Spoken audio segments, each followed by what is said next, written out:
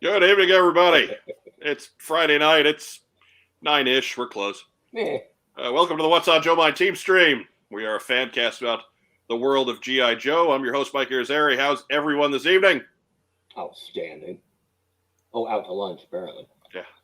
That's amazing. That's amazing. I hope you have an amazing lunch.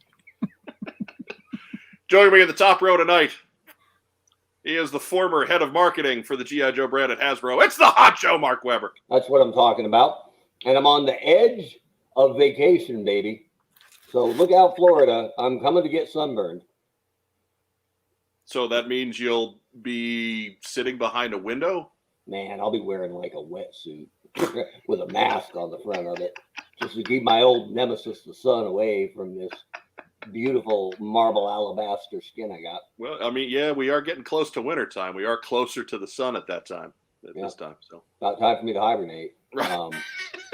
But that means next Friday. I'm not sure what the show's going to be like, but I know it's going to be honcho-less. So, it would be honcho free. Yeah, I don't know. I don't know if we just lost like a third of the audience who are like, "No honcho, what the hell? I'm out. We're out. I'm going to go get a date." But whatever. We know that's not going to happen. Come on now. If this had been on the air when I was in the dating age, that's what I would have been doing on Friday nights. I would have been What's on Joe Minding. So I'm not judging. Well, yeah, but you met your wife in college, so your time in the dating age was essentially being married. I mean, let's be honest. There wasn't a whole hell of a lot of dating in high school for the web in Bend, Oregon. Come on, Bend, Oregon, soccer jock. Come on. Yeah, you know, I just I kind of had my heart set on one gal, and so I kind of limited my my prospects. But that kept me nice and ready to meet the love of my life at Arizona State. So there you go. It all worked out in the end. There you go. We're going to keep not talking about him, so he has to hold that sign up even longer. That arm's going to do it. But Joe Colton is off this evening. She is on assignment, keeping the world safe for freedom. Godspeed. We need her more than ever. Starfleet Academy. Yeah. Pretty sure. In the place of Joe Colton this evening, joining us from the future in Fordingbridge, England, it's the one, the only, the incredibly out to lunch, Dave Tree. Dave Tree, ladies and gentlemen. That's right. That's what I'm talking about. Hello. Dave, how are you?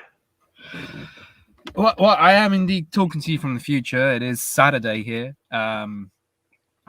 Good news. The world is still here. What's on Joe Mind, as always, on the cutting edge of super science. Somehow wormholes are involved. And here we are. Welcome to the future. Right. How you guys all doing? I'm just wondering if maybe you should apologize now. If you're in the future, maybe you should apologize in advance. Well, the thing is, we didn't actually clarify which Saturday. So let's just apologize. Dave's radioing in from mid-2024. Right. Yeah.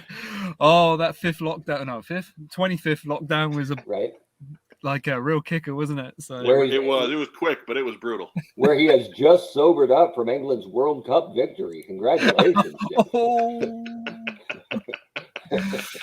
Oh, that still hurts. Proud of your boys. I was about to say now we know it's fantasy. Yeah, I guess that's true. We know. Oh, I just lost our number 2 market right there. And Snake Eyes 2 is in theaters and just about yeah. Starring Nicolas Cage, unfortunately. Right. So, anyways, if you're joining us tonight on YouTube, be sure to leave a like on the video. Leave a comment down below. Subscribe to the channel. It gives us a big help out. If you're watching us on Facebook tonight, give us some kind of reaction. Give us a thumbs up. Give us a heart. Give us a little huggy guy. We love little huggy guy. Yeah. Just to let Facebook know that you're paying attention. So, Super Dude Dave Tree, what you got in store for us, man? What's the big deal here? Well, you've invited me on the show tonight, and right, it's super nice to be back. It's been 6 months, man. Right? Has it been 6 months since we did that? Back in May was when we did that little cut-in Wednesday show. Wow. Yeah. I didn't realize it'd been that. Wow, that's gone really quick. So yeah, I've got next weekend Rollout Roll Call, and that's you kind gentlemen have invited me on to kind of talk about what we got going on for that, and for anybody who's never come across the show before, give them a brief overview of what it is, what we do, and if you're in the area, you got the opportunity to like pop down and come and see the show and meet other like fans and engage with everything. But yeah. We'll get to that. You're getting ahead of yourself. Whoa, sorry. Sure, I set you up for it, but now I'm going to yell at you for getting ahead of it.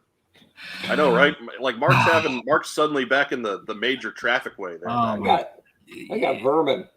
It's like the forum mods of old, isn't it? Like right. Unlimited power within like these four walls. It's a good thing we got that dog. Right. To keep the mice out of the house. You got to spray, don't you, Mark? I mean, just... right?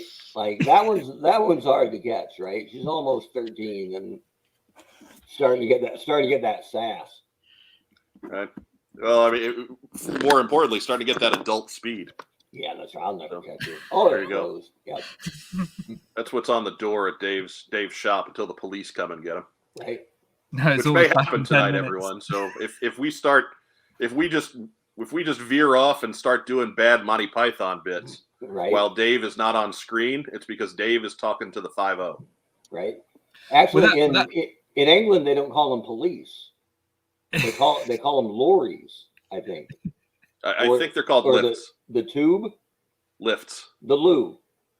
I don't know. No? All I know is over there, I'm in celebration of Dave's appearance. Yeah. I have the national drink of the United Kingdom, iced tea. Oh, tea. I get it. Yeah, you know what? Iced tea, which I know Dave hates with every fiber of his being. I'll see that, and I'll raise you here. Let me see what we got right here. Here we go. That's right. A little of that, too, for you. Yeah. Well, so you actually did do something to make Dave feel welcome.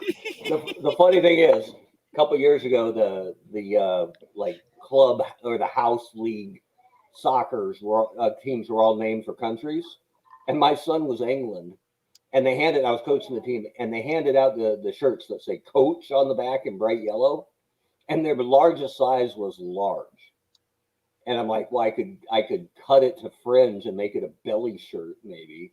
Right. But I haven't worn a men's large since 8th grade, I think. So right. For everybody at home, Mark is 6'2" and 230 something. No, more than 250 something. And well, that shirt was not fitting, and so I bought an England shirt and went, man, no, I'm the coach. So good enough. It has. I'll be honest. It's been in the back of that closet for a while, but I knew tonight was the night. I mean, it's kids soccer. They'll figure out who the real tall guy is. Yeah, right. What's soccer? And I figured I could get out on the pitch, maybe, and really run those fourth graders, right? Teach them what's up. I taught my middle school girls team this year my soccer motto, which is nobody's fast on the ground. So. That's what I like. That's some sage advice there. Right? For a big slow guy, I lived that, man. Yeah. Hey, fast guy, come here. Pow. Oops. All right. What do you say we move into the news? Do. Why not? All right. Mark didn't even stop to answer. He was just in. I'm ready. He's just all over it. I don't get ready. I stay ready. He just boom. This is what happened this week, pretty much. Yeah, pretty much. It was a little bit of a slow news week. I mean, it was a whiteout. Kind of dry one. Some odds and ends here and there, but of course, we'll start with the Sky Striker, the HasLab project going on right now. A couple of updates were posted by the Hasbro team. You can find that on Facebook or maybe the HasLab YouTube page or the Hasbro Pulse YouTube page. I'm not sure. I watched them on Facebook, so I know you can find them on the Hasbro Pulse Facebook page. It was Emily and somebody from the story team for the first one. It was Lenny and somebody else from the design team in the second one, and very short. The two of them combined will take you 7-8 minutes. So you can check in there. As of an hour ago, 5,572 backers on the Sky Striker. More than halfway to its 10,000 backer goal with over 18 days to go. There's a lot of people out there still sweating this one. I don't know. I'm not worried about it. It's the middle run of a crowdfunding campaign. This is always the dead time. So whatever, we'll be fine. I'm not too optimistic about those stretch goals, though. Yeah, some of those, especially ketchup and mustard, I'm really concerned about the crew guys at the end. I'm not sure that's happening, but I got a feeling that people will panic and rally up, and there's so much hemming and hawing in public spaces right now. Yeah. Oh, Hasbro's running 3 of them at the same time. I don't know which one to buy.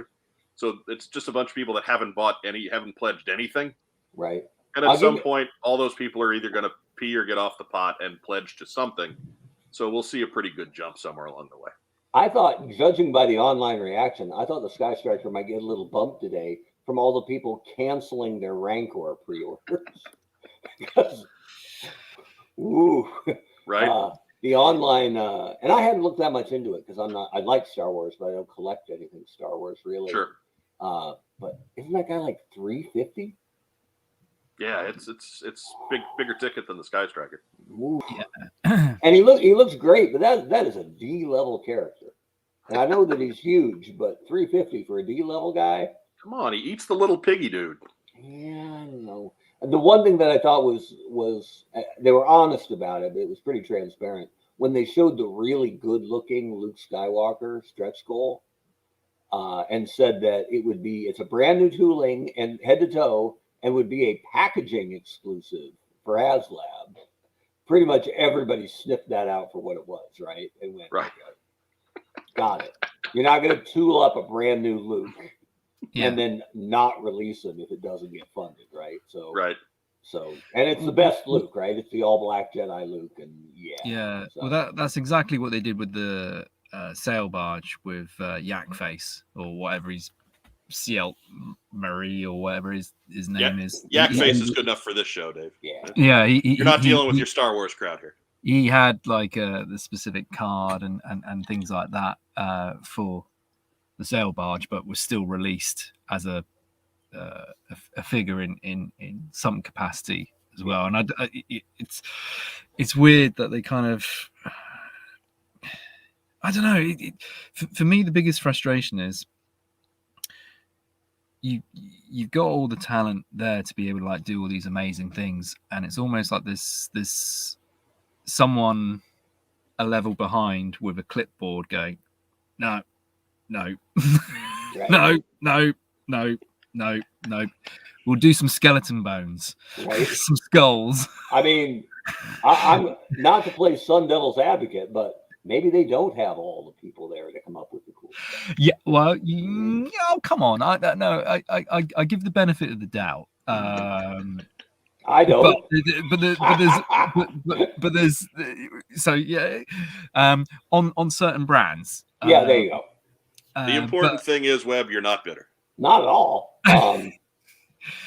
But yeah, you kind of just want all of these things to like really.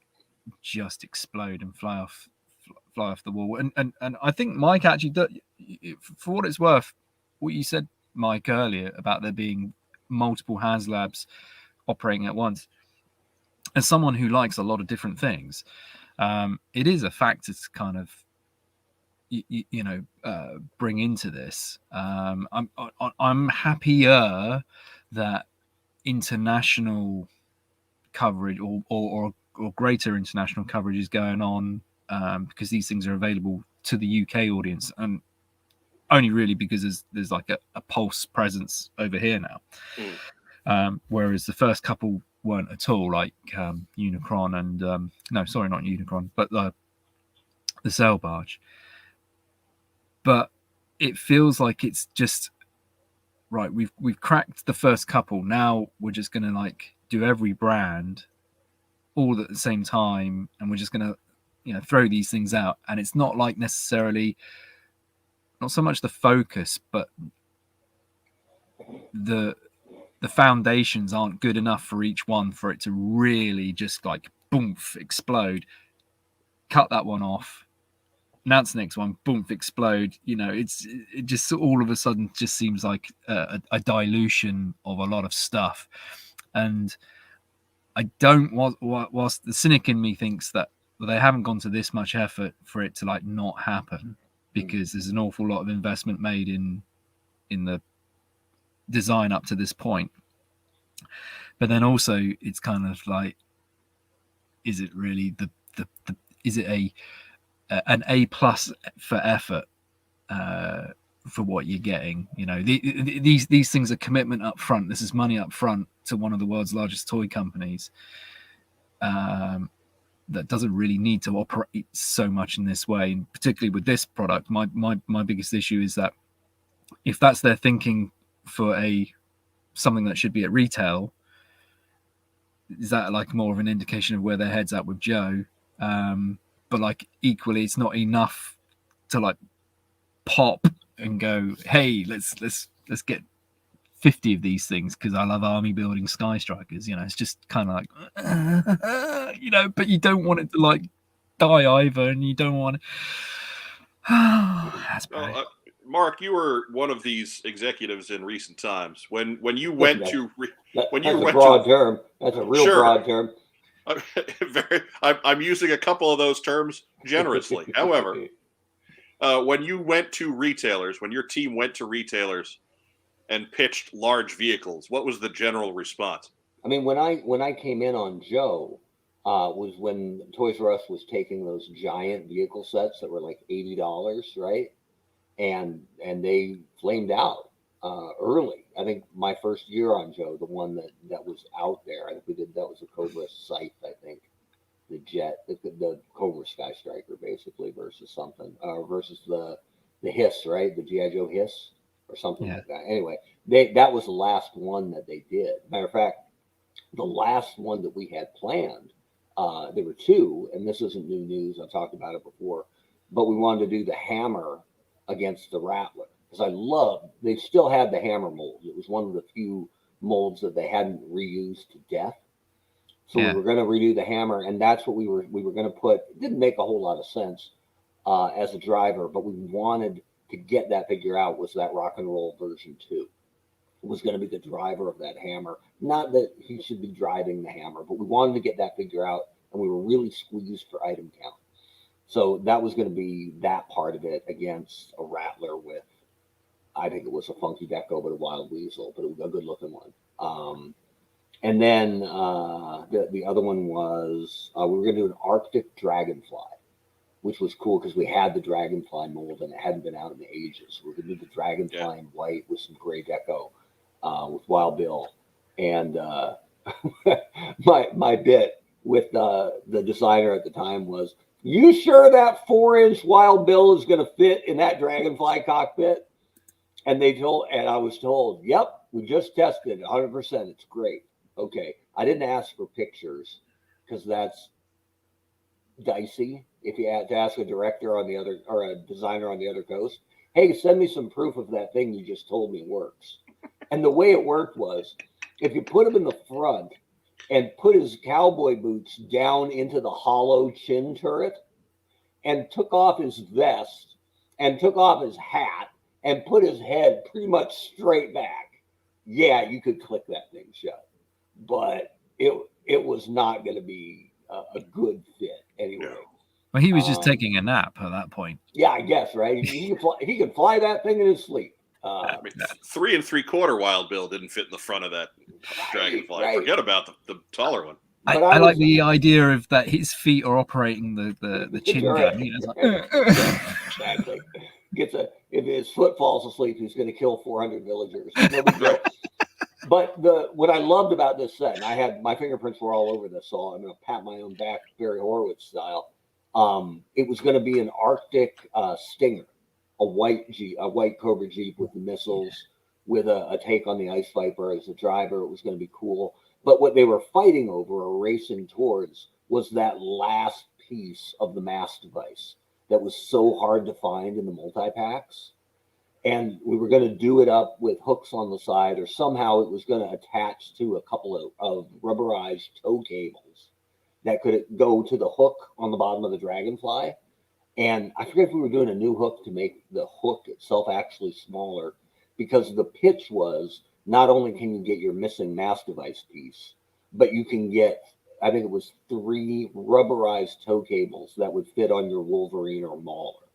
So we were going to make good on that truly defective part, so people could replace it pretty easily. And it broke my heart when Toys R Us said, yeah, we're not going to do the vehicle sets. And I'm like, we were going to scratch so many itches, but something that big, something that expensive just wasn't turning for them. And similarly on Transformers, when we first pitched Metroplex, the first Titan class figure, which was supposed to be a one and done. I don't remember if anybody took it at straight retail, but they would put it on their e-com sites, right? So you could get it at Target.com, and they would actually ship it to you back then, which is nice. Walmart.com, ToysRUs.com. Toys R Us might have taken it in store because they have an endless amount of floor space. But by and large, those big ticket, big box items, those are hard to place. And I would imagine now harder than ever, now that toy aisles have shrunk at the few brick and mortar retailers that are left. Right. And I bring that up because it plays directly into the comparisons that folks are making with the cost of the Sky Striker. Like, obviously, when retailers are ordering this, then they're setting aside space for items like this back in the day. There's hundreds of thousands of them being made. And so when you're making that many, the cost per unit goes way, way, way down. Yep. When you are setting up to make 10,000 of them, or anywhere from 10 to 20,000 of them, the unit cost is a lot higher. So all the comparisons, all the price comparisons out there, throw them out because they're not any good. Fact is, I think that with if you take all the stretch goals, that $229 for the Sky Striker is actually a pretty good deal.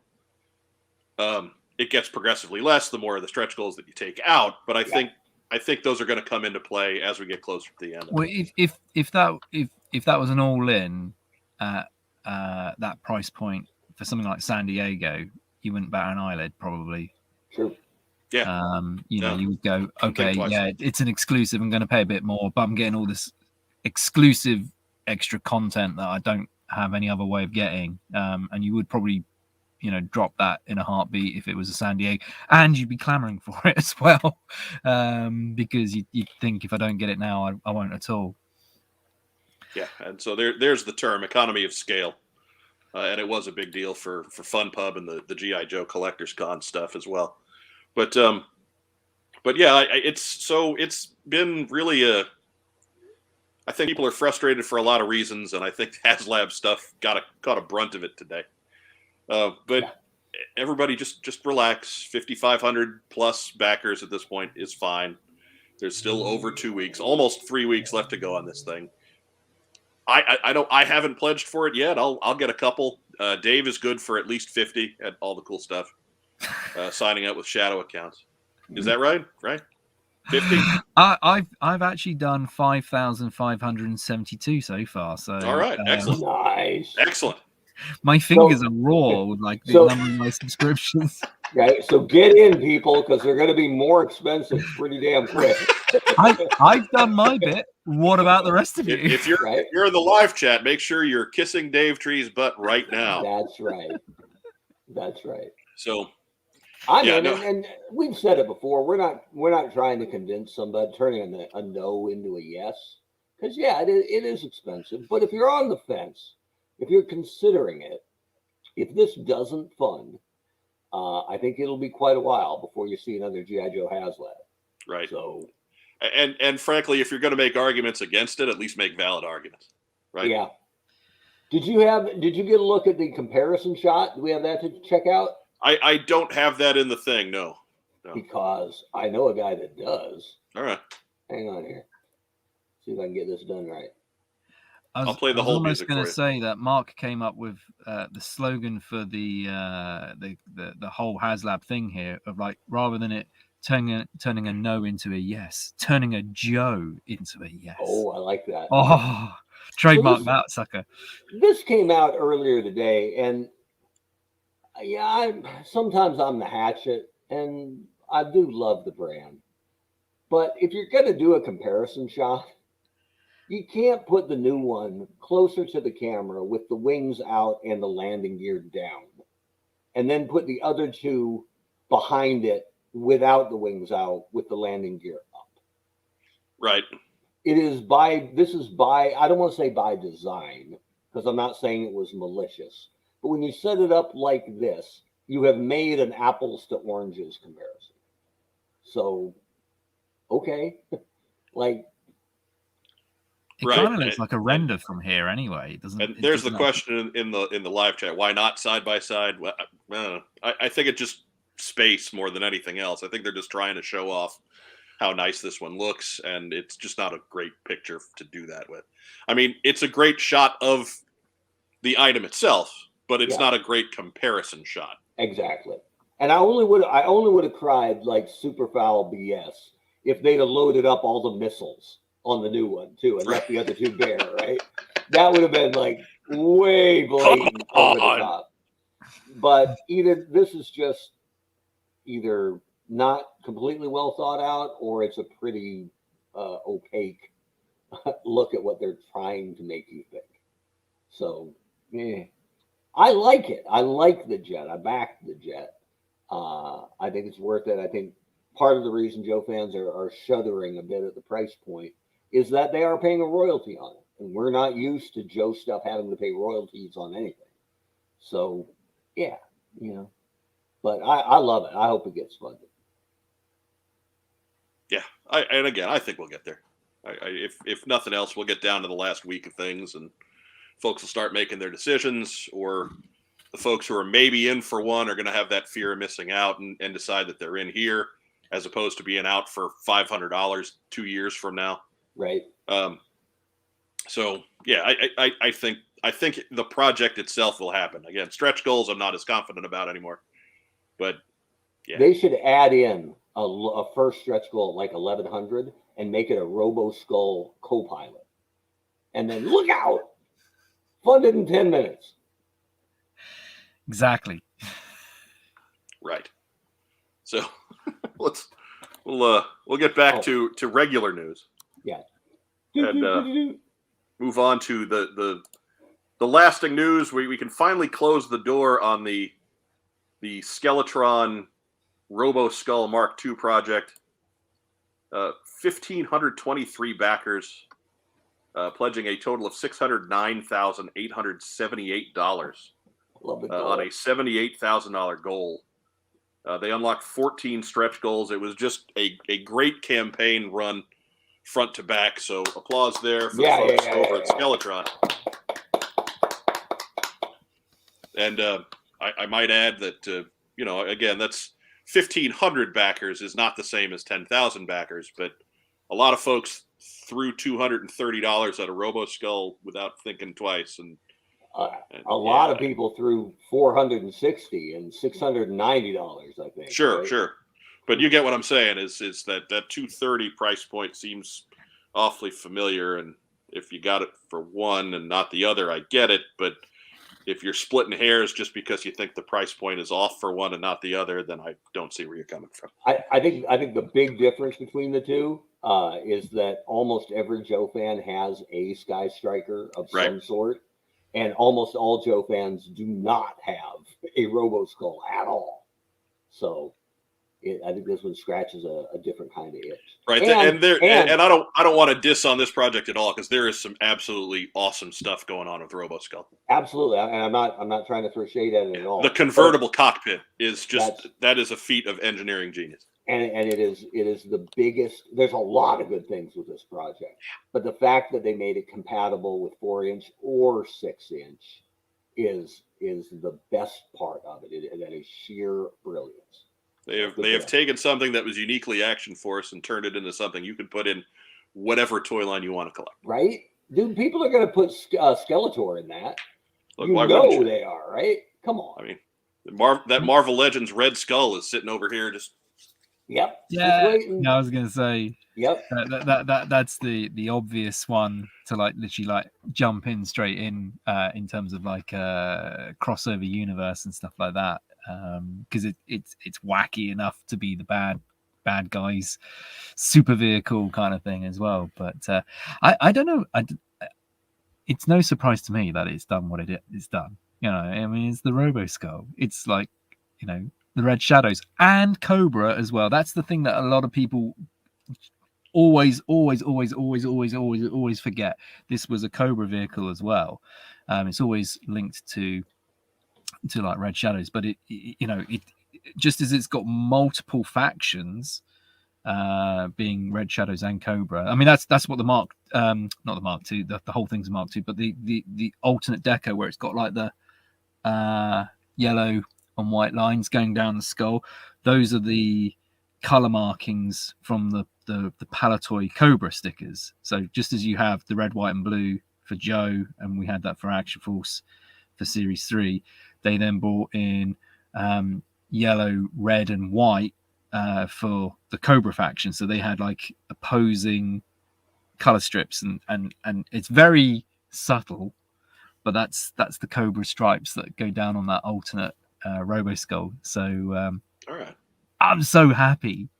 You know, it's like literally like you're like. You got one for the shop and one for the house, Dave? So I went all in, and that's about as far as I could go at the moment. Right. Just purely down to my own personal finances more than anything else. But right. I think that there may be other opportunities down the line to be able to like procure more and things like this.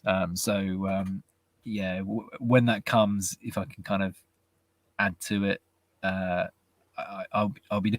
I mean, what I'd love to do is just tinker around with one and see what you can kind of bolt onto it. You know, you got like all the component bits where you can put other spring-loaded weapons from other toy lines on there, but like, you know, just to, you know, how many different things can you do for the eyes? You know, you got the rotary cannons, but can you do like, you know, different kind of armaments and things like that?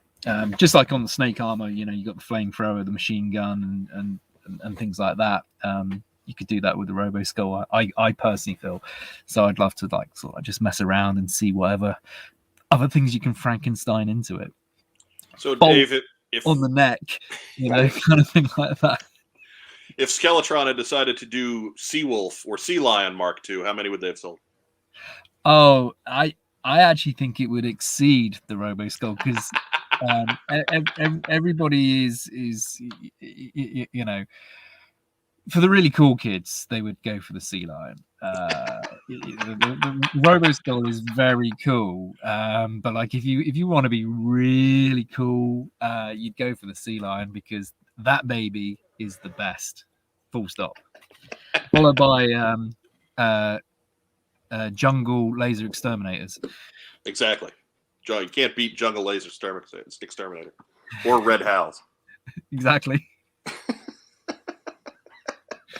We're unearthing some ancient history there. The Sea Lion, for anybody who's new to Dave and his collecting proclivities, that is Dave's favorite Action Force vehicle. Yeah, so. It's a 2-man submarine, and it's just beautifully designed. I mean, I'm very biased, and I would naturally say like a lot of these things, but it aesthetically it is absolutely beautiful, and there's so many features in there, like spring-loaded action features with like clamping jaws. You got like component subs that come out, and where I was talking about like the weapon ports, the Sea Line is full of them. It's just like a standard peg, but that peg can be a machine gun, it can be a searchlight, it can be a scanner.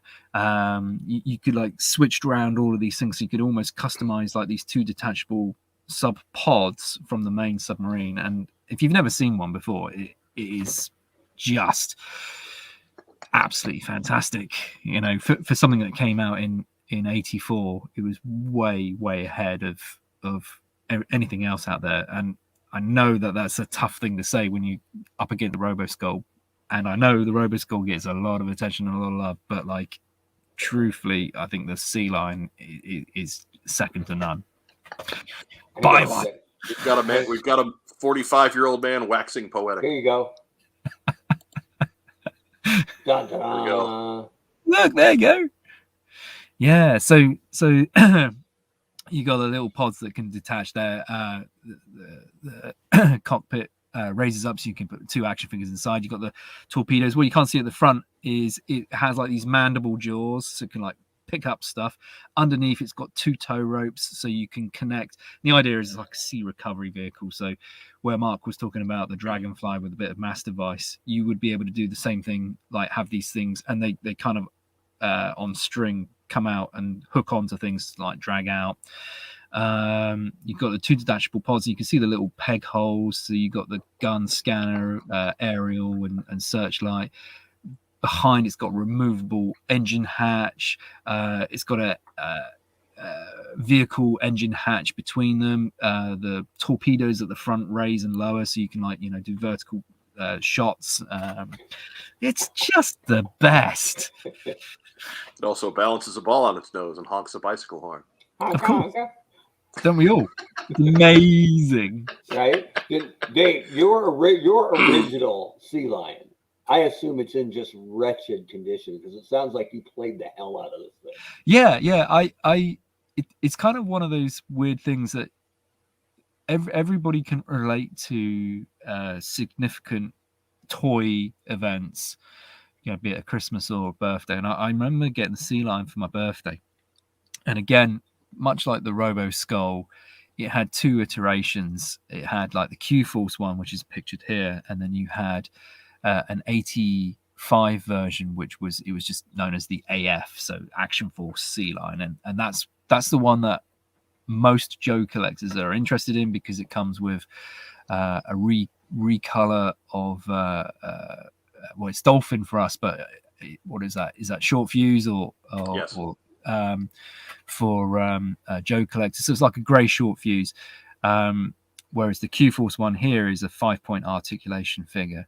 But I got this for my birthday, and much like all Joe vehicles, it's like a model kit, so you're putting this thing together, and it was actually fairly complex, because like you had like all these spring-loaded features, so you'd have to like kind of almost line them up. It was more of a complex thing to build than other comparable Action Force toys. But I was just like, oh my god! And that thing went in the bathtub, and I was so like, yeah, it was just the best ever.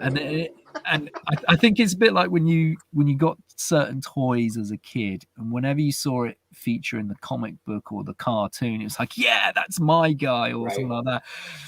The Sea Lion only had a couple of features in media. It was featured a couple of times in some of the comic books, and it was in an audio tape of Operation Liberty.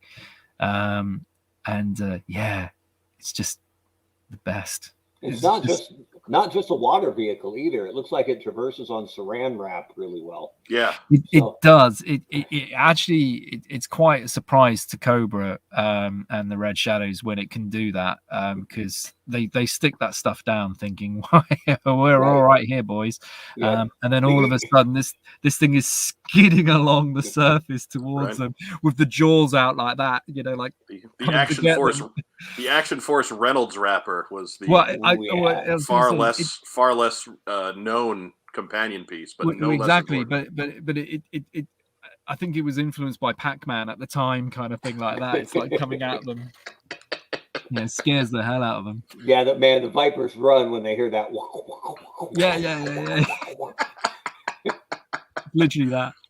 I tell you, it's one of those things, Mark. You can tell Dave hasn't been on for a while because I forgot that he could take an offhanded one-liner like that and turn it into 10 minutes of waffle.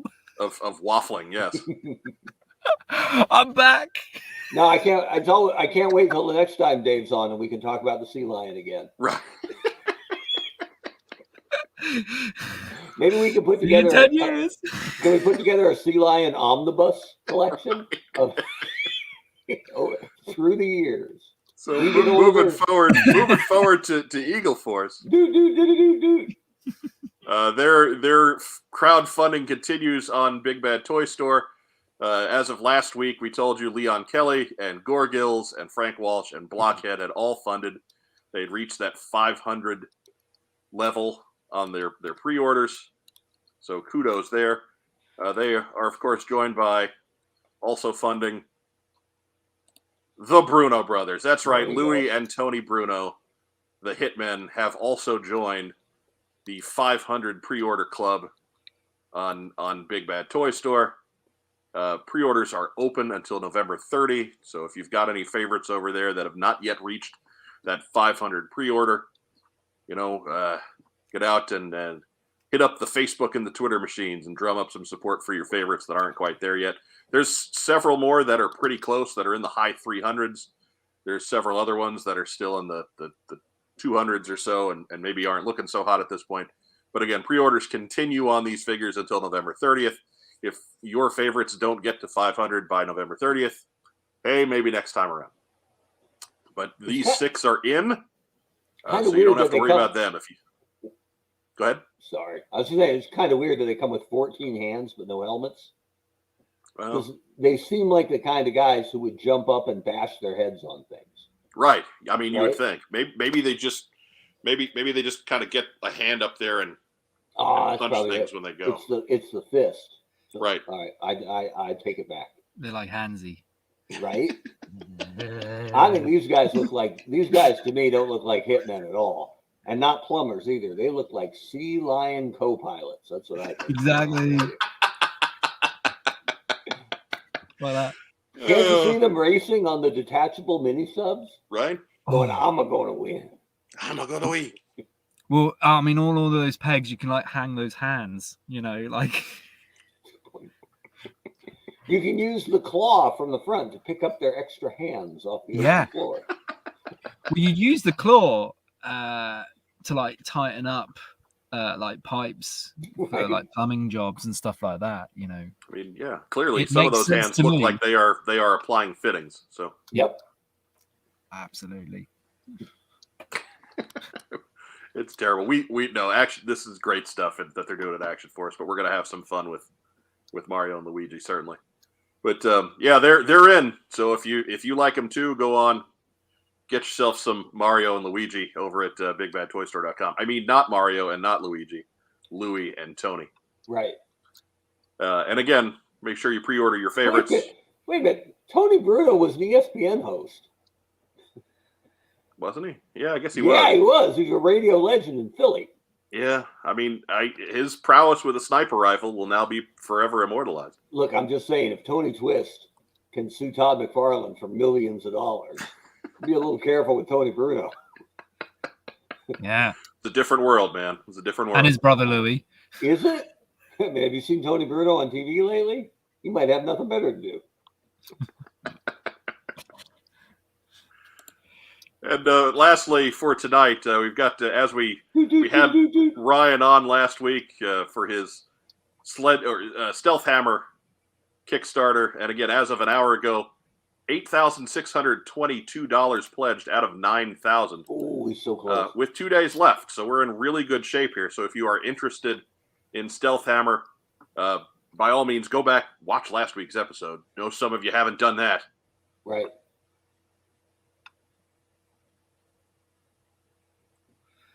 That's my that's gimmick infringement. You don't see me wearing a champion shirt, do you? Well, I'm not making any weird sound effects though. So. Well, it just does that. That's not a weird one. That's entirely too common. But yes, get out. I mean, you can get in on this. You can get both issues of Stealth Hammer for as little as $14. You can get the current one. This is going to be the second issue in the series. If you've already got the first one, second one for as little as $5. This is not a big money pledge if you don't need it to be. If you just want to read a good all ages fantasy type story, go ahead and get in on this one. As Ryan said last week, it's going to be great for kids. It's going to be great for adults. Just if you like that genre, this book is for you. So go ahead, get yourself in on that. And again, watch last week's episode. We'll get into a lot more detail with it. But we're almost there for Stealth Hammer. So keep spreading the good word. Thanks a lot for your help and for all the pledges that you guys did. It was no coincidence that this started to take off. That's right. Last Friday. I absolutely believe that. And Just you guys like, made all the difference. Just like that Robo Skull, right? Nobody cared at all until. Wait, no, it was completely done by the time we got it. Right. It was absolutely in the bag an hour and a half after it started. Right. So we're like, so it funded overnight. What do you think of Eternals? It funded at 90 minutes in. It was, yeah. Told you. We didn't do a whole lot with that one. Did not do a whole lot there. And so that brings us up to there we are. Here's our next news item. There is a new Sunbow-styled comic from IDW beginning in February 2022.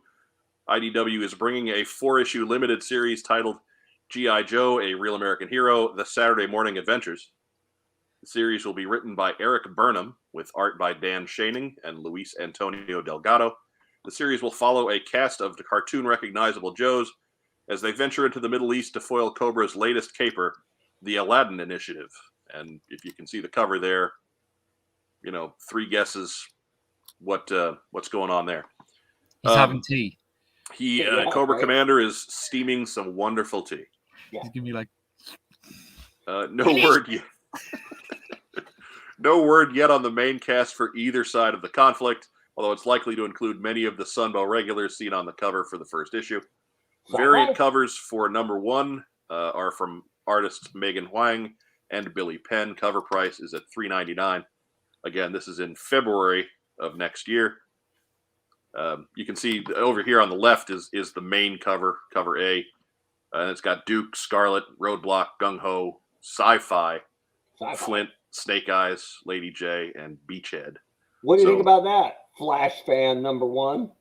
I mean, he got more run and on the show there because that class of '86 that they got a ton of work on that second season. So did Sci-Fi appear that much? I don't remember that much Sci-Fi. He didn't really get a spotlight episode, but he was around all the time.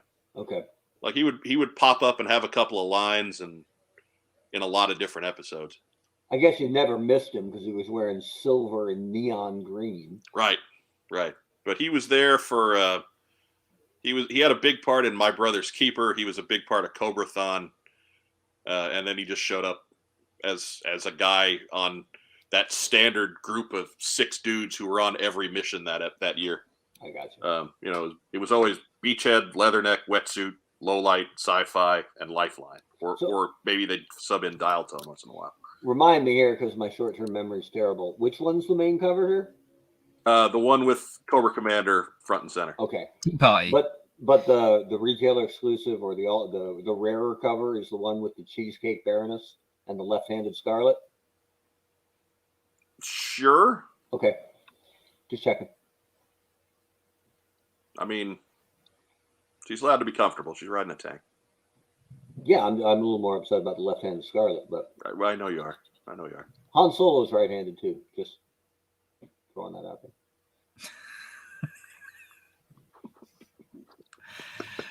Let it go. No, not likely. Seems like everyone else is. Not likely.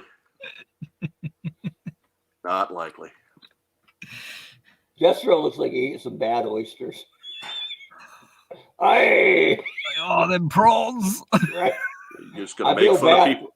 Make fun of people's hard work. I'm just saying, man, that tank, there's probably a crew of 4 or 5 down there. Look, man, there's no such thing as a good smelling tank, so whatever. I suppose, but He's putting the stank in his tank. I'll tell you that much. You did that whole thing just to set up that line. No, these things just come to me. Yeah. Apparently, it's just coming to Destro. Apparently, it's leaving Destro, but okay. Well, when it happens, there's not much time. You can see Baroness thinking, "Why is Scarlet holding crossbow in wrong hand, darling?" Well, I can't quite see on the picture, but it's almost like she's holding her nose as well. But like, moving on to the convention calendar. Come on. It says, after all, Cartoon Scarlet is ambidextrous. Thank you. So she can swim and fight on land. That's correct. Okay. Yeah. By the way, whoever did this, are you gonna harp on the poor composition of this photo again? Yeah. This is 3 weeks in a row. Destro walks into a bar. The bartender says, "Why the long face?" So anyways, going on this weekend, November 19 through 21, it is a retro toy convention in Greenville, South Carolina. And as you can see there, we've got a G.I. Joe, the movie cast reunion of sorts, even though some of these guys didn't have a whole lot to do with the movie. But that's Sergeant Slaughter. That's obviously the voice of Snake Eyes. No, he's the voice of Sergeant Slaughter, of course. I was the voice of Snake Eyes, if longtime fans will remember. True. I was given compliments by Bill Ratner himself. That's Francois Chow. That's the voice of Quick Kick. That's Keone Young, the voice of Storm Shadow, and that is our friend Arthur Burghardt, the voice of Destro, and Stalker and Iceberg. And they will all be together in South Carolina this week. And I suppose they are already all together in Greenville, South Carolina. Probably just getting done with day one. And having a drink down at the hotel bar, maybe. Who knows? Whatever. Or shaking the digital artist who put this together and squeezed Arthur's head. Come on now. Yeah, and squish Francois Chow. Yeah, I mean, exactly. he ain't doing so hot up. He doesn't look so good up there either. But the Sarge and Storm Shadow got away. Yeah, they did okay. They did okay. I think it's like I've forgotten what it was called in Superman when General Zod and that were put in the pane of glass. You know, the Phantom Zone. Yeah, the Phantom Zone. Yeah, they get sent to the Phantom Zone. I guarantee you, when Arthur finds the digital artist, he's going to have this same look on his face and say, "Let me squeeze your head." Anyhow, so moving forward. On December 5th, we've got the SoCal Joe Show and Toy Convention. That is going to be at the Embassy Suites in Temecula, California. That is going to run from 9 to 4 with 9 to 10 as an early bird. $10 admission, early bird, $5 general admission. Cosplayers and children under 10 are free. And to this point, I know they're going to have guests. I have not done the research on it to figure out who they're going to be just yet. I don't know if it's been announced. But at any rate, December 5th, if you're in Southern California or parts surrounding, that's going to be a good place to be. We've also got in... Wait, I was going to say, it's easy to get to. You just take the 495 to Alhambra and take that all the way down to Rancho Delgado. Oh, my God. So many running gags. We can't... I can't keep track at this point. Just say... And then December 11th, the following week in San Antonio, Texas, it's Alamo City Toy Show. And that is at the Hilton Garden Inn San Antonio in Live Oak, Texas. They also, you can find, just to go back, SoCal Joe Show, you can find on Facebook. Same thing with the Alamo City Toy Show. Find them on Facebook. Tickets at the door, $10. Or they promote a bunch of stuff. You can buy tickets to 3 of their shows for $20. I don't know what's up with that. I don't know what their other shows are, whatever. Trailbreaker up there for you. Trailbreaker. There's a British one as well. A what? A British one. Yeah, from Milton Bradley. Ooh. Yeah. Dave with the catch there. Like it.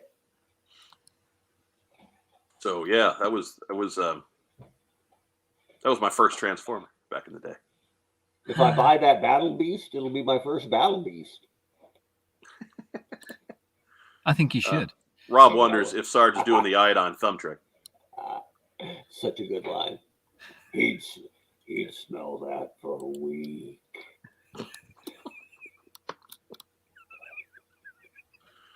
Oh my God.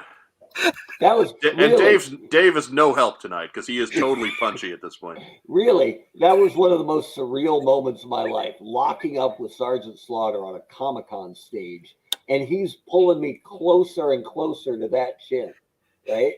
And that chin is no joke, ladies and gentlemen. Slicing cheese on that chin. And then the hands are getting close, and he starts thumbing my nose. And I'm like, I don't know what the hell is going on here, but I couldn't get out of this if I wanted to because he's Sergeant friggin' Slaughter. And he goes, if I was wrestling a guy that I got along with, I'd tape my thumb and dip it in iodine. And then I'd stick it up his nose. I'm like, where the hell are we going with this? And then he grinned and went, he'd smell that for a week. So good. So, anyways, that brings us to roll call. Yes. Way. The UK Transformers, G.I. Joe, and Action Force show. Dave is finally has to, all this time he's been staying awake. We're finally at his point. He's got special guest Bob Breakin all lined up, ready to attend. He's the lead designer for Action Force and one of the nicest men alive. We've got noted Irish author Paddy Lennon lined up as well. Also one of the nicer people alive. He's not quite on Bob level, but he's on normal people level nice. And that is going to be on Sunday, November 28th in Fordingbridge Town Hall. And Dave, why don't you tell us all about it, man? Yeah. Let us in on the joy that is Rollout Roll Call 2021. Well, thank you very much. For anybody who's never heard of it before, it is a show in the UK, and it's not exclusively Action Force or G.I. Joe. It shares it with Transformers, and the idea behind that was, at least over here in the UK, Action Force, as it's more known as, and Transformers shared a lot of crossover during the Hasbro era. Action Force was like originally issued out by Palitoy, and then Palitoy ceased operations, and then Hasbro launched officially into Europe. And they relaunched Action Force, and you'd see them coexisting together in things like comic books and things like that, as well as like a lot of comic book advertising. So the show was created to kind of cater for both, because everybody was all similar sort of age and like would cross over and be aware of one another. It's been going since 2010, although it's like skipped a couple of years here and there for one reason or another. But we're coming back next Sunday after 2 years because of something's been going on in the world that's kind of like prevented us from doing that. So it's great to be back after that little bit of a hiatus, and it's super exciting to kind of get everything all back together. So as Mike mentioned, we've got a headline guest of Bob Breakin. He's the lead designer of Action Force, and worked on effectively is the godfather of Action Force in many respects, but worked on a huge amount of other toy properties as well, particularly with like Action Man. He's like your gripping hand for or your kung fu grip for G.I. Joe. He is the hand. It was modeled after his hand. He designed the cardboard Death Star for like Star Wars, but he post Palitoy he went on to work for Bluebird, so Manta Force, did a little bit of Boglins, and I think he did Sectors as well to a degree. But yeah, his contribution within British toy design is without limits. So he's coming down. And it's really great because he hasn't been to Rollout Roll Call for a number of years now, so it's a great time for people to catch up with Bob. It's a great time to meet Bob for the first time. The understanding of Action Force as a brand has increased over the last decade. So getting the chance to actually engage with people on that level one-to-one is worth the trip alone, really. But supporting that, you've also got things like the RoboSkull that have just gone on, and Bob is really the godfather of that, and has been involved in the Mark II project with Skeletron. So again, a lot of people will have a lot of burning questions, probably like all RoboSkull related. But in addition to Bob, as Mike mentioned, Paddy Lennon's coming down. Paddy Lennon, co-author with Brian Hickey of Total Retaliation, Total Hacks, and most recently the successful Kickstarter of Total Action Force: The Battle Years. Paddy will be, if you missed out on that Kickstarter, Paddy will have a limited number of copies that are available. There's not genuinely, this is not going to be an in-stock item. It was more or less, a percentage of overs done just in case of any like damage. I think he said he's going to have 9 or 10, and that's there it. You go. So this really is, I'm not saying like this is your last opportunity, but it's really probably the only opportunity you'll ever get to be able to pick one up. I got my copy this week, so I was able to just quickly go through it, and I was just absolutely like blown away. It's absolutely like fantastic. Have you guys got yours yet? Oh, look at that! Oh, yeah. Look at that! It's I dog-eared the sea lion page. Is that okay? Well, I'll send you a copy. Don't worry. I'll get something out. I like that page so much. I tore it right out. Right? So good. He put it in his locker at school. Yeah. but so Paddy's down, and then there's a couple of other guests that will be there. So regulars to Roll Out Roll Call will be familiar with Paul Goodenough, and Paul is a writer that has worked on a million different things, but he's done his own published work within Transformers. But we are the show is supporting Paul's current project, which is called Rewriting Extinction, and it's all about educating people through the medium of like comic books, the climate crisis that's going on, and in a positive way, not necessarily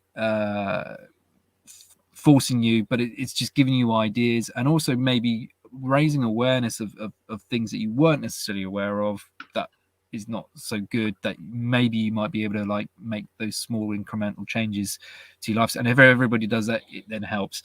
But they are fundraising money to be able to like buy preservation areas around the world. What Paul's been doing is absolutely just completely bonkers, and the guy deserves a knighthood, really. And he's got so many people from around the world involved, from on the creative side of things, with like writing and like comic books, but also a lot of celebrity endorsements that are involved with it, and they've written their own sort of comic books and like little poems and ditties and things like that. So Paul will be there signing copies of the book, but he'll also be like talking and presenting, of which one of the big things for the show is always the content panels that we do. So we got like a couple of things. So Paddy will be doing a panel on the Total Action Force Battle Years book. Bob will be doing a panel on his time at Palatoy and like doing a Q&A. So again, an amazing opportunity to kind of like get his kind of take on his contribution to the toy world. And then on top of that, I'm doing a panel. Hey, and I'm doing two panels actually, but one of them is a bit of a cheat because I'm kind of like hosting it without actually really doing it. And I love to always kind of, the thing I've always been keen on is never kind of just doing the same thing, always like evolve things and innovate in various different forms. So I'm going to have just started a podcast weirdly called Star Wars spins, and it's interviewing people for a series of random questions. And I was going to apply the same. Here's the time. plug. Here's the plug. But going to apply the same logic to a panel and have two collectors, long-time collectors of G.I. Joe, and two long-time collectors of Transformers. Now, again, where I said there's that crossover, we all have those shared experiences. We all have those shared stories. Although we might be interested in different things, we all can actually relate to the things that we've gone through, and the stories, either the big fish that got away, or I got this amazing thing, or I remember these, this particular birthday or Christmas. So I'm going to be doing a series of random questions, and it could be, a nice one like memory, or it could be like, what's the biggest purchase you've ever lied about? And because again, we've all kind of said, oh yeah, it was like £10 or $5 or whatever, and it's kind of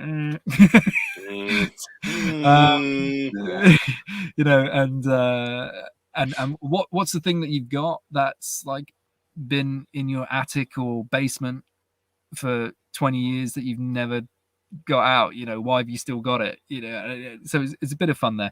The other one I'm doing, which I'm quite excited about, is I'm going to be doing like home shopping catalogs at Christmas. So I guess the equivalent are like JCPenney in the States and Marshall Ward, but in the UK you had these mail order catalogs and they were like thick, massive, great big things, and they did everything, and you would buy these things on layaway as well and stuff like that. But their toy sections were incredible. And they'd have them all like set up in dioramas and things like that. And again, it's like a shared experience that like you may have only been into Transformers, but you probably remember like the Action Force pages, and you remember the Masters of the Universe pages, and so on and so forth during that era. So I'll be going through my collection of home shopping catalogs and taking those specific bits out, but then just kind of like going back and reviewing, do you remember seeing this and seeing that? I've actually got something here.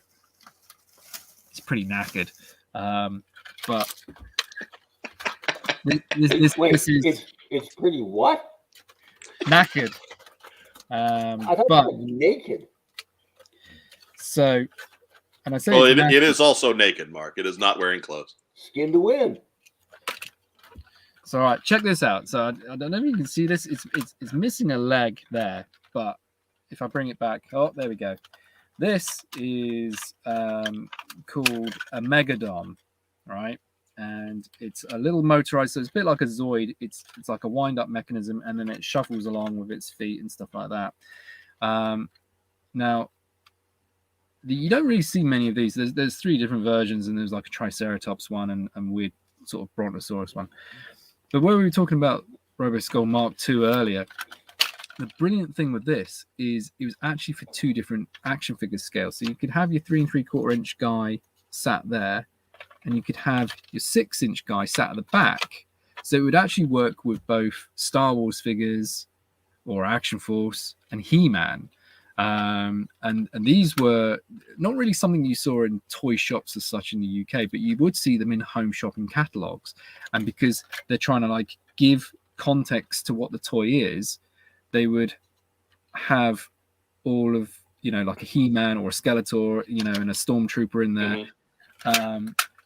And so people would grow up and go, do you remember this thing? He was like a dinosaur, but it wasn't a dinosaur. It was like a robot skeleton thing. But it was like, and people kind of associate them with the brands, not the brand itself, right, because of the way that they were like positioned in the product photography. So it's a great chance to kind of go back and like look over some of those things, and then for some people they'll remember it as clear as day, and some people it'll be like seeing it for the first time, and some people it'll just be like switching on a light bulb and going, oh my god, yeah, I remember that. It's an area that's not really ever covered and discussed about, and we like I said, a lot of things you see on YouTube are just the same thing regurgitated again and again and again and again and again, and there's not really much kind of well, when I say evolution, honestly, there's not much research that goes into actually like look at creating new content, because everybody's just nabbing off one another continuously. So with Rollout, we know it. Yeah, with Rollout Roll Call, the idea is to kind of always kind of bring something new to the table that you might not have seen before or had a chance to kind of like engage with. You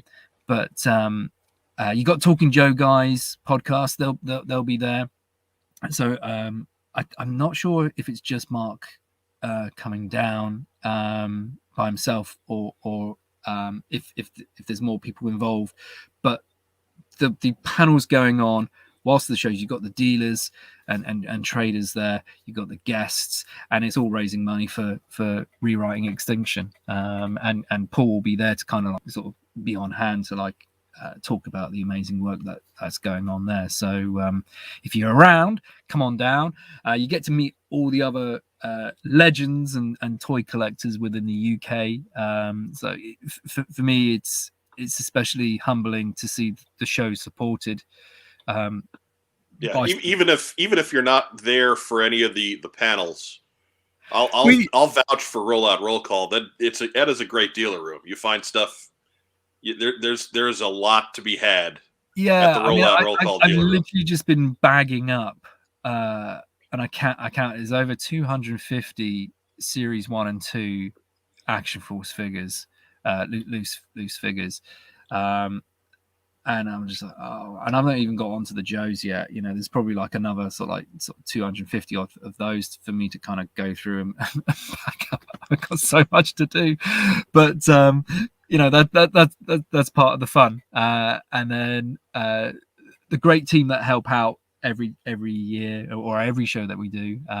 You know, for a lot of people, they know their faces, so they want to like catch up with them. But yeah, you got legends within the toy collecting world. So like Matt Paul, who is a huge sort of like tinkerer of customizing parts for like Action Force or GI Joe vehicles, but is now moving into like kind of like custom bits and pieces. Martin McCanney's coming over from Ireland as well, so that's great. Cracking enthusiast. Jonathan Hall. Jonathan is really he's very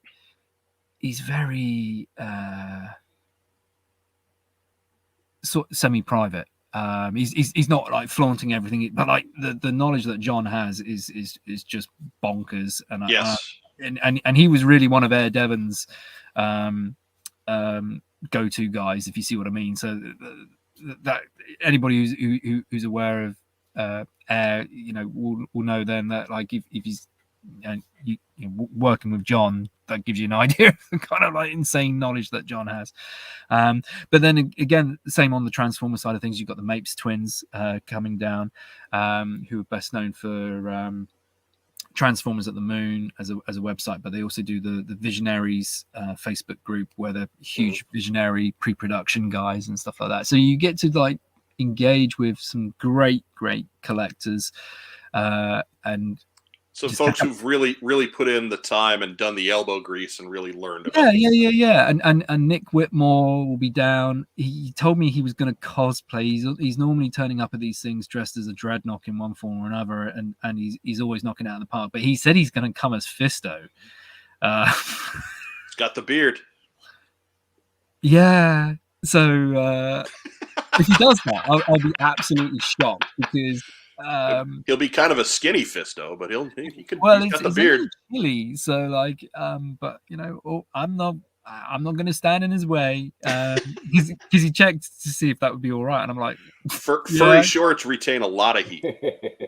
Yeah, well, maybe he just wants a lot of hugs or something like that. But he's not going to come as Fisto, but he's going to leave as Fisto. Yeah, yeah, exactly.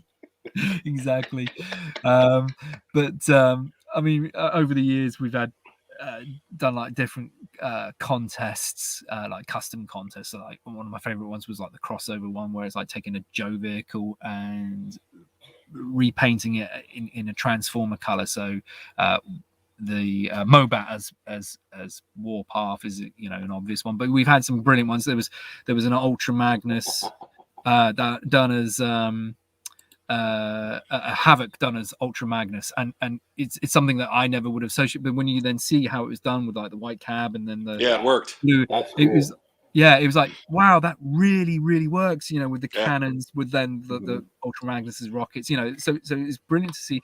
Unfortunately, we don't have anything like that going on, but we've also had the cosplay, and in the past, like I said, Nick Whitmore, but we've had Moduloc one year, which was. I still see it when I close my eyes. Yeah, that I think that one is for me that was the most frightening. I mean, that James Kavanagh is legendary in these things, but I think that one would even push James Kavanagh because there's two people involved, and a real lack of respect for personal space. Well, it's Human Centipede, isn't it? Like, it's not quite there, but it's certainly it's intimate. Like you better know that person and like that person. Yeah, that one was the most frightening. Years ago, I saw someone online do a Rolling Thunder as Omega Supreme, and it was perfect. Wow! Yeah. It was pretty big time. I had to host that Moduloc segment. Ooh. That all happened. That all happened between the space from me to my screen. That's the space that I had between me and Moduloc. Terrifying.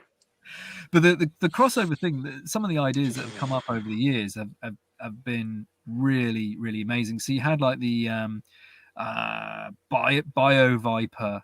Was it the Bio Viper? I forgot. The really big guys. Where I'd like the, but done as Pretenders, and it's kind of like, yeah, of course, because like got the Pretender shells and stuff like that. That's a good idea. I bet both of the Pretender fans went nuts. Yeah, I did. You and the other guy. You and the other guy.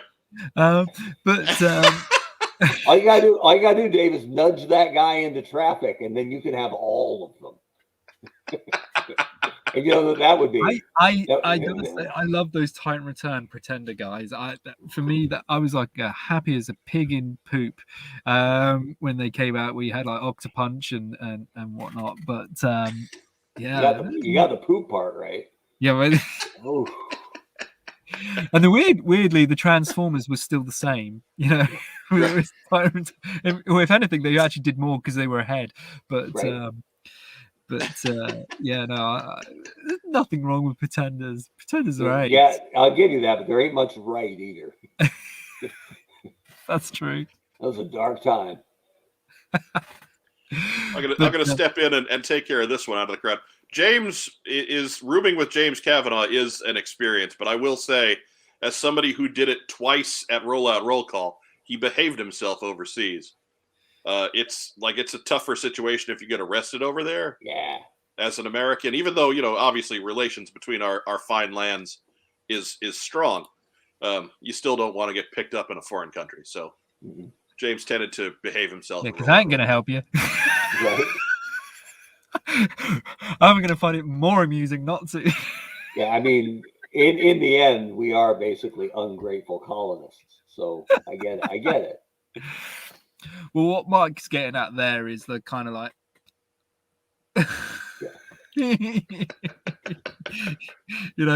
as James is getting into the top bunk, Mike's just getting this, and then James then realizing there's no top bunk. That's a bunk, right? So, bunk. Enough said. Hey, I mean, it's all okay. You just wrap up like a burrito, real tight, and just don't let go. Yeah. I don't even know what I'm talking about. There he is. So, anyways, if you're watching us on YouTube tonight, and I imagine there's a lot less of you now. Yeah. Go ahead. Be sure to hit the like button down below. Leave a comment for us and subscribe to our channel. You guys have been great about that in recent weeks. Really taking a big jump. We appreciate it. If you're watching us on Facebook, go ahead, just put some kind of reaction, be it a thumbs up or a heart or a little huggy guy. We love little huggy guy. Shoot, leave us an angry face if you want to, because interaction is interaction and it all counts. At least you're honest. Right? And if you hit the eject button when the term human centipede came up, I'm not blaming you. Yeah, that would be a tough one. Yeah. So again, Dave, what day is all this magic happening? So next weekend, so Saturday the 27th of November is the Thornbridge Toy Fair. If you want to come and make a weekend of it, and then on Sunday the 28th of November is Rollout Roll Call in sunny Fordingbridge, which is south of England, is about an hour and a half from London, but just above the Isle of Wight. But if you can make it, it'd be fantastic to see you. Doors open at 11 o'clock. Early bird entry for 11. General entry at 12. Closes at 4. If you're around the weekend, it's the Christmas light switch on as well in the town on Saturday night. So nice. all the pretty lights like come on and stuff like that. But yeah, no, come on down. And if you've never been to this neck of the woods, you've got the New Forest as well. So it's a national park. There's all animals roaming everywhere, and it kind of freaks people out as they're driving through because they're not expecting to see a donkey on the road or cows, horses, deer, and all of that sort of stuff. But that's why I'm like I am. And then Dave will have to be up at 5 the next morning to deliver milk. Yes, yeah. So, because I got to catch them to go milk them and stuff like that, but you can also visit all the cool stuff, which is this humble abode of boxes. That is a toy store. It's literally opposite the town hall. What else is going on? But yeah, come down. It'd be good to see you. I'm telling you, man, if we were just another year removed from an awful pandemic situation, I'd be breaking my back to get there myself. Maybe next year. Oh, there we go. Got to make a grand return at some point. Mm-hmm. Yeah, do it. Finally, The Rock has come back to roll out roll call. We'll fly in on jetpacks. It'll be great. There we go. We get those cool water things, Yeah, we'll zip line in. It'll still be good. Yeah, I like that. That'd be awesome. Yeah. One at a time. Yeah. Oh my God. Yes. Are you there yet? We'll send Joe first, and then Mike and I'll be like, okay, looks safe. Yeah, looks fine. About halfway down, we'll stretch that cord out to where we're touching the ground early. That's all. Right. I thought you were going to zip line in. You just walk through the door. Yeah, I finished back there. Whatever. Can you get this harness off me, by the way? Just cutting it. Big Bowie knife. You'd just be like hanging like this, like right. Yeah. We'll have Sting there just to unhook us from the harness. Right. It'd be great. We need a pro. Right. We need a pro. Mark Weber, what'd you get in this week? Well, I was gonna avoid it because I thought I didn't want to steal your thunder, but since we already showed it off, I mean, come on now. Oh, beautiful. Amazing. And I know it means more to Mike than it does to me because Flash has never gotten the A+ treatment like he's getting right here. And is Flash second only to Beachhead in your heart? He is. I mean, really, it's a 1 and 1A kind of deal. All right. But Beachhead got a lot more love over the years. He did. He had the mask. He was cool. Yeah, he was cool. And from the Pulse, I finally got my grunt guy with his lipstick. Yeah, he's got thick, sensuous lips. He sure does. So for a guy named Grunt, makeup it. Make sure be careful with the elbows on those. Oh, they're kind of poppy. They're a little weird. They're a little wonky. All right. They're a little jointed. They were on some of the Cobras as well, where it was like either part of it wasn't cut right or it was put together when plastic was still too warm and it kind of mushed together. Okay. I'm not sure what the problem was exactly, but just be careful with the elbows. They keep that up. That's going to go on hiatus. I'm telling you. That's right. You don't get that problem with Action Force figures.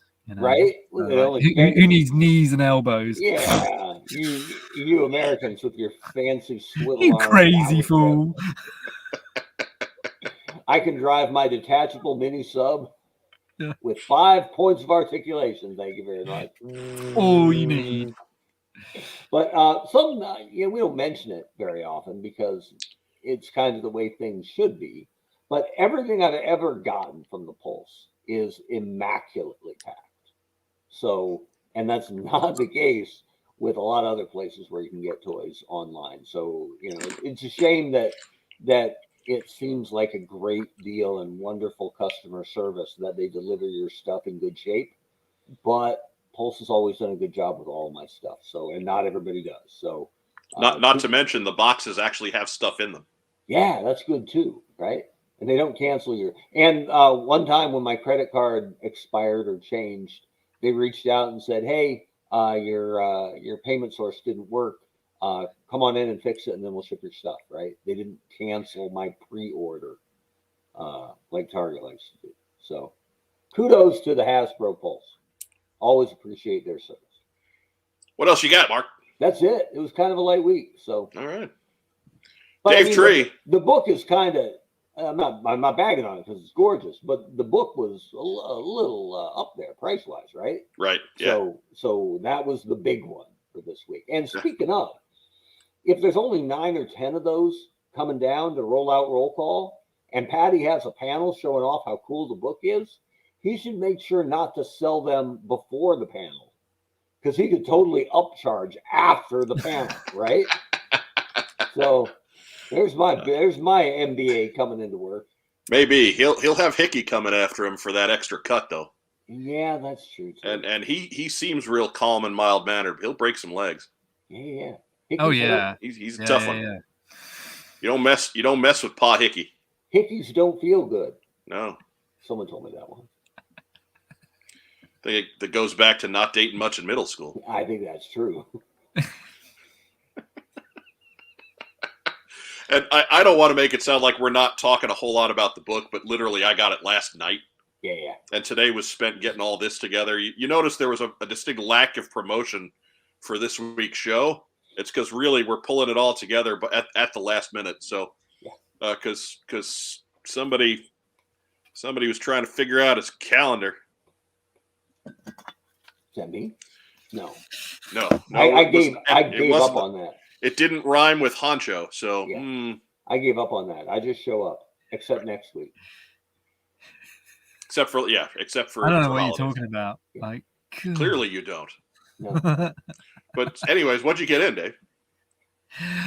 So I got the book as well, as mentioned earlier, and I got mine yesterday and haven't had a real chance to flick through it. But I also did get this week 2 Super Nintendo games. So I love just so many things, and I wish I could keep it to just 1 or 2 toy lines, but I can't. And then from that, it then filters into other areas. So I've got a friend who runs a video game shop, and we're always like, exchanging backwards and forwards. He's a toy collector. So he's always like tapping me up, and I like video games, so I then tap him up. His name, and he'll probably be, because he's a big Joe guy. His name is Thomas Amato, so he's Tom Amato, and his shop is called Super Tomato. It's amazing. Check it out in Cardiff. He's on Instagram as House of Sega. House Haus of Sega, but like he's House of Sega. It's absolutely fantastic. Anyway, I didn't buy these things from him, but like he's a big influence on what I buy. What are you talking about? We'll plug the store, but what the hell? I didn't get it from him. But I got Zombies. It's a great shop. Neighbors. I got stuff somewhere else though. Yeah. I got some. We didn't have it. I got Zombies Ate My Neighbors on the Super Nintendo, and Syndicate as well, which I've never played, but Zombies Ate My Neighbors was awesome back in the day. That's a classic. Yes. So and it's a LucasArts thing, and I like LucasArts games because I like Star Wars, and I'm just like an idiot like that. So I got those as well. So yeah, that's a amazing week for me. That's like about 3 months worth in one week. So come on. Yeah, well, next week is Roll Out Roll Call. There's bound to be a few cool bits and bobs there. So sure, you'll have to come back. Yeah, we'll talk some Sea Lion. Yeah, we've got to come back for the Sea Lion special just for Mark. So that's right, the annual Christmas Sea Lion special, the annual migration. And that Sea Lion special, it's going to be pretty good. It's going to be subpar. Disappointingly average. Right? How we doing, kid? About the same. That bad, huh?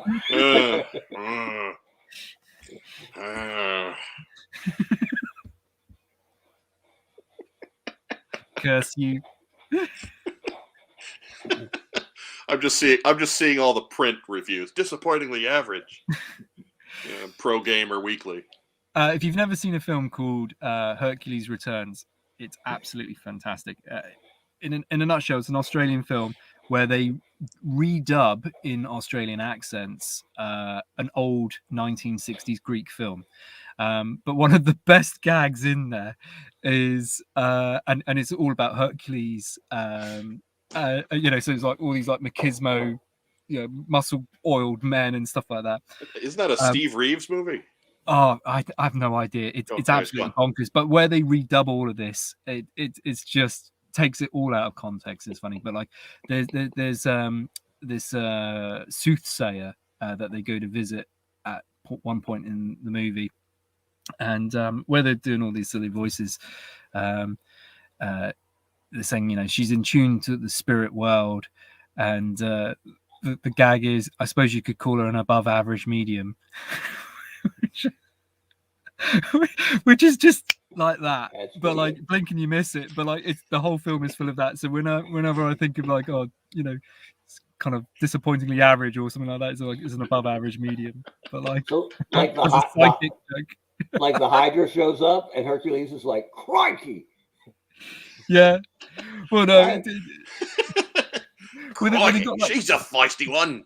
But they got like Samson there, and he's like got like a real girly hello, and like all these voices and stuff like that. It's the kind of film that is just fun for what it is. But like if it was released now, the storm that would come out of it would just be phenomenal. But it is if you've never seen it, Hercules Returns, it's just mad. Start checking Amazon Prime now, kids. Yep. You'll find it. It's right there with Blazing Saddles too. Which will never happen. No sea lions. But so anyways, if you were paying attention to our Facebook feed, you know that last Saturday I head on out and took the 2-hour drive with Racktime Rob to the Roma Collectibles brick and mortar grand opening. Yay! And it was a great day. It was had by all. Got to rub elbows with Al Snow for a little bit. And of course, the Roma team and the finest and all that other good stuff. I didn't buy a whole lot of stuff. I bought a couple of vintage Joes. I got an 83 Cobra Trooper here. Is that your first one? No, I believe that's 12 or 13. I got a Rock Viper with his cool mustache. It's in there somewhere. But anyways, I didn't think about it far enough in advance to. Isn't the Rock Viper famous for a broken crotch? Yes, and that was actually the first thing I did after taking this guy out of the package was break the waist piece. So, rock and roll, Mike. So take it back. Defective. No, they didn't do it. I did it. How'd you break it? Because you know what you're doing. I looked at it funny and tried to move his legs. That's it, huh? Bam. Yeah, it was yeah. But Mike's always touching crotches. I know. So he can't help himself. Isn't somebody going to make a fortune just 3D printing replacement crotches for beachheads and Rock Vipers and Dukes and yeah. Seems any of those 83 Joes? Yeah, like Dukes is all one color, right, Diana? Well, no, he's got a belt. He's got a belt deco. Is the belt colored? Okay. Yeah. Anyways, I also got from the finest. I got a neat little flagpoint patch. Nice. Those are always cool. I got one of their challenge coins for Canines for Warriors. There, it's a German Shepherd dressed up like Law. So that's cool. In honor of the Dietrich's late German Shepherd Artie. I figured I'd get the one that looked the most like him. And then a couple of eBay purchases besides. Found myself a neat little 83 Flash.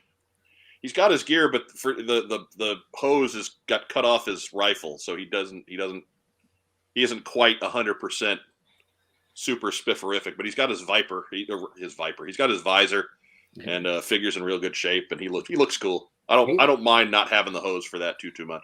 Paint looks great. Yeah, he is. It's a great. The figure on it is fantastic.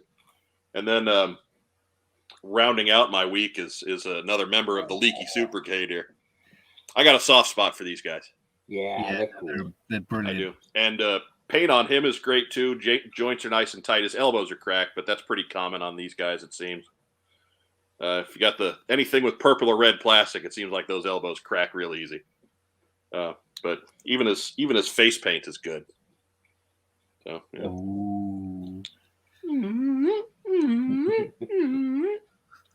For all you SCTV fans out there.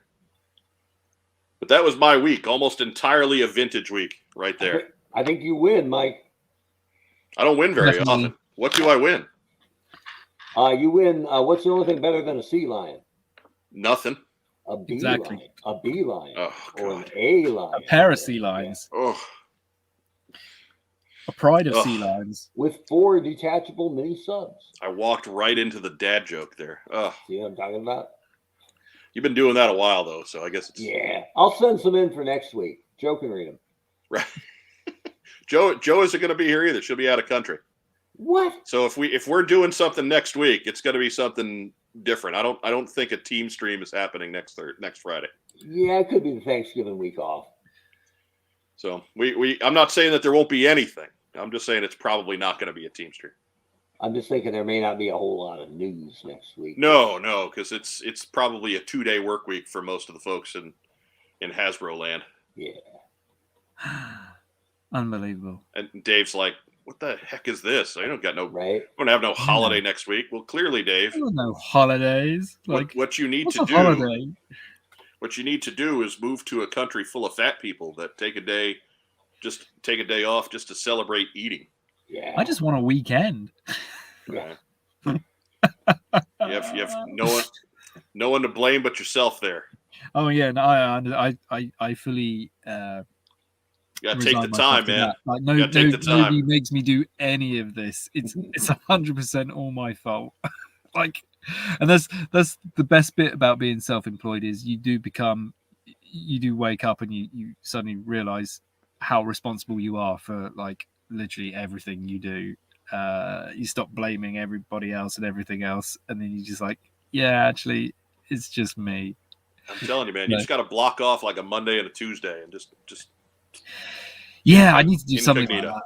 I need to do something like that. I mean, it's so weirdly. So Roll Call is on the 28th of the month, and then on the 29th, which is a Monday, is actually the 12th anniversary since opening up the store.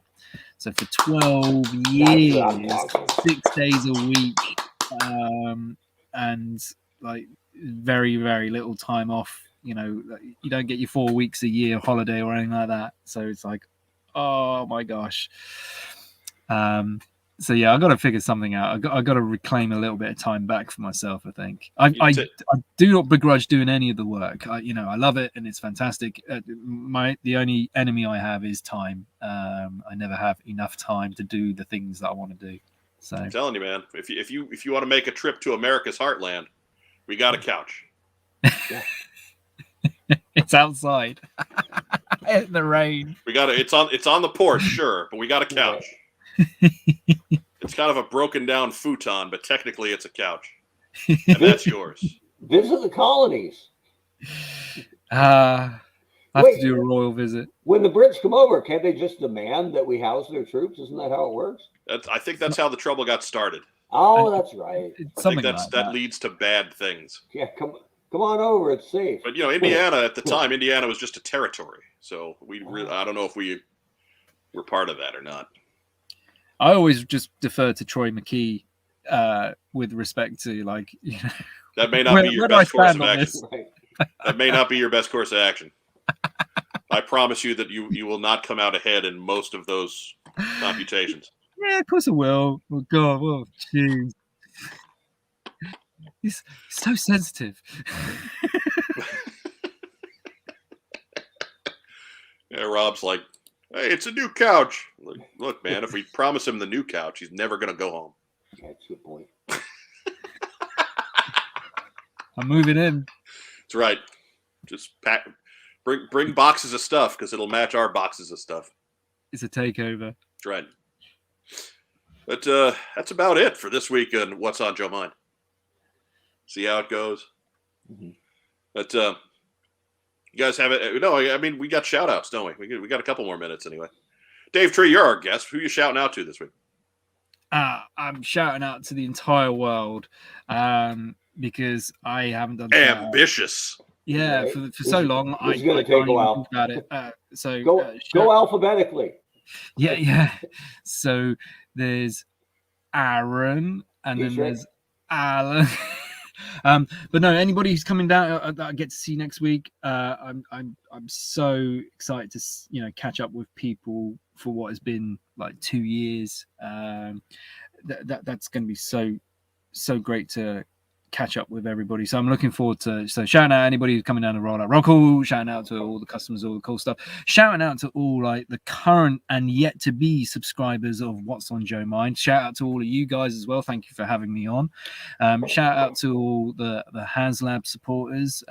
Your commitment, and shout out to all the people sitting on the fence that all like tip over. Shout out to all the RoboSkull guys because they did great. Shout out to anybody else who's doing Action Force because Action Force has taken over the world, and Action Force has more third-party stuff going on than anything else in the world, and it's absolutely fantastic. Doesn't matter what it is. It's like something that's Palatoy and Action Force related. It's finally happening. I shout out to Hasbro because they must be picking up on some of these signals and watching you guys and seeing what's going on, and start filtering in and then filtering out. Shout out to the world. All right. Mark Weber. Two guys I haven't. I shout out to Bill Nedrow before. He and I texted tonight a little bit. It's always good to hear from Bill, one of my favorite G.I. Joe authors and Action Force authors, working with Bobby Valla. Also, my friend Steve Chu in San Diego, who's a big time collector and a friend. I think that'll do it. That's good for a week. No love for the family pre-Thanksgiving? I'm going to see the family for like 10 straight days. I guess I should be thankful now, right? Sure. So, yeah, we're all right. We'll get to them, right? Actually, we had our soccer football banquet this week for the fall season, and my son Derek got his varsity letter. There we go. Finally, you're picking up where I'm leading you there. Thank you. They said some really nice things about him, and I managed to get it on tape, just like the little 30-second intro from the coach before he came up and got his letter. And they did a cool thing where they had the teammates write their reflections about their other teammates, and then they read them anonymously, the funny ones or the poignant ones or whatever. And when Derek was a third grader, we had visit the classroom day or night, and they had all written like a self bio on their desks. And Derek's said, my name is Derek, and I am a very good soccer player. I like to kick the ball hard. I envision myself, that's a good word for a third grader, kicking it off the face of the earth. And his skills have developed, but that's still his mantra pretty much. Got to visualize. Yeah, and one of his teammates at the high school event summed up Derek's soccer skills like this. He said, "Homie has a leg," which kind of brought the house down. So there you go. So yeah, to the anonymous Barrington Christian Academy soccer player who saluted my son by saying, "Homie has a leg," and he's not wrong. Now that we were wearing masks, of course, but there's a big proud papa smile under my mask because Homie does indeed have a leg. Look, he is the darling of the Barrington Portuguese soccer community for a reason. Oh yeah. They still talk about him in East Providence, right? He only played there one season, so I'm waiting for that game-worn uniform to raise in value before I flip it on eBay. When you got that healthy leg talent, right? that's It's your draw right there. Homie's got a leg, and somebody called him a defensive general. And I'm like, dude, if anybody ever called me that, I'd make a shirt. He's taking out satellites everywhere. With quotes around it, right? That's what I'd wear in the pregame. You get the little epaulets on the shoulders. Yeah. Putting it on. So good. Defensive general, Derek Webb. I'm going to give a shout out to Racktime Rob, the unsung hero and fourth man of the What's on Joe Mind team. Moderating your chat tonight. Big hand for Racktime Rob. If we make a song about him, would he no longer be unsung? Yeah, but we don't need to. We already sing once. Ice Ice Robbie coming soon. Which is what we're about to do, because we of course want to give a shout out to our fine sponsors at Kokomo Toys. Shoot, I forgot to play the Kokomo Toys. Do it now. We buy, sell, and trade vintage and modern toys. G.I. Joe, Star Wars, Transformers, Marvel, DC, and more. Located in beautiful downtown Kokomo, Indiana, we are open every Wednesday through Saturday from 12 to 5. It's a theme park of nostalgia. Join the thousands of people who have traveled from all over the Midwest for over a decade to buy and sell with us. Get your geek on. There we go. Dave's hat burst into flames because we had you had to watch the commercial for another toy store. They're not getting me with that lightsaber effect again. No, I'm one of the toy stores that Kokomo does like. We're going to sing their theme song real quick. Kokomo Toys. Kokomo Toys. Kokomo Toys. Kokomo Toys. That was kind of in the round. It was great. That's what we go for every week. But, the next time Joe Colton sings will be the first time. That's true. Go Todd and Amber. Right? I mean, you don't want to mess with Joe Colton. She'd legitimately break your arm. It'd be a fight, though. That's just for starters. Yeah. Right? Then she would outrace you, and then she would out-eat you. As a former, which is pretty difficult when you got a broken arm, right? As a former, what was she? She was the U12 Canadian street racing, power eating volume champion, and a formerly classically trained Brazilian barbecue jiu-jitsu competitive eater. I mean, that's Renaissance credentials. She's a Renaissance woman. Give a shout out to Joe Colton, who is legitimately keeping the world safe for democracy tonight. She is just a lot of stuff going on the work front for her, and hopefully it'll slow down as we get closer to the end of the year. But our thoughts, of course, are with Joe Colton as she has another weekend, blown apart by her employers. Thanks, everybody. Mm-hmm. Give a shout out to everybody who's watching us live here in the chat tonight. We appreciate it. I give a shout out to everybody who's watching us on recording, which will be Dave when he does his gardening somewhere later this weekend, and of course to our Podbean audio listeners who will catch us at some point next week. We appreciate all of you. Please take a moment, like the video, subscribe to our channel, leave a comment down below. If you're on Facebook, give us some kind of an emotion. Oh, but Dave is fading fast at this point, isn't he? I mean, he's going. Let's be fair. Is it 3:51 in the morning? Yeah, something like that. It's something obnoxious. It's ridiculous. I was going to say, there ain't no gardening happening this weekend. And it's freezing in here as well. Like sat in a freezer. Yeah, we can see the nipples through the sweatshirt. That's not good. Hey, this is a family show. Why are you looking? Anyways. How can you not look? Well, fair enough. It's knocked his camera offline a couple times already. I'm usually the guy that goes, beer. I was getting all 6 of them, so, So, anyways, as our longtime viewer, Dagon says, stay safe if you can't, keep careful.